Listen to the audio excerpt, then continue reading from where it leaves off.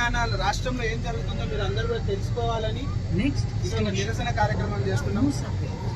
దయచేసి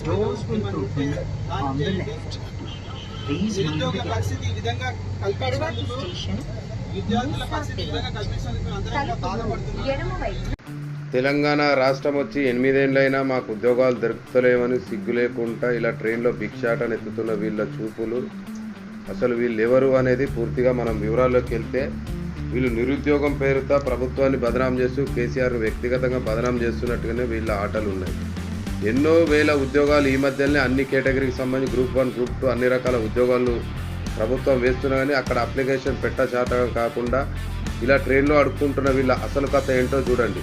ఈ ముందున్నవాడు 3 కంపెనీలకు జనరల్ మేనేజర్, వీడంట నిరుద్యోగట తన స్నేహితులను వెంబడేసుకొని ట్రైన్లో భిక్షాటన చేస్తున్నాడు. 3 కంపెనీలకు ఓనర్ అయిన ఇతడు ఎలా నిరుద్యోగి అవుతాడు? ఒక 3 ప్రైవేట్ కంపెనీలకు జనరల్ మేనేజర్, 3 కంపెనీల ఓనర్ అయిన వీడు అసలు నిరుద్యోగి ఎలా అయ్యాడో అతనికే తెలియాలి. ప్రభుత్వాన్ని బదనాం చేయడం తప్ప, వ్యక్తిగతంగా కేసీఆర్ గారిని అది చేయడం తప్ప, ప్రత్యేకంగా వేరే పార్టీకి మద్దతు పలకడం కోసం ఇలాంటి వేషాలు వేశారని తెలిసిపోయింది. 3 కంపెనీల ఓనరు ఎలా నిరుద్యోగి అయ్యాడు? అతని మాటలు, అతని చూపులలోనే అతని వ్యవహారం ఏందో అర్థమైపోతుంది. చూడండి, దా సర్టిఫికేట్ ఇదే.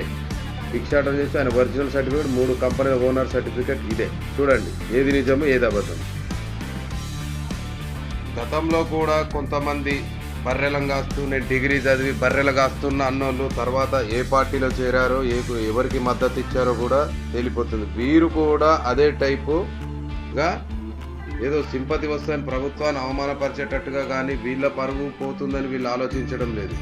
ఇంతకీ అసలు విషయం ఏంటంటే, వీళ్ళు ఒక పార్టీకి సంబంధించిన వారుగా గుర్తించబడి, దయచేసి ఆ వివరాలు నేను బయట పెట్టలేకపోతున్నాను, అర్థం చేసుకోండి.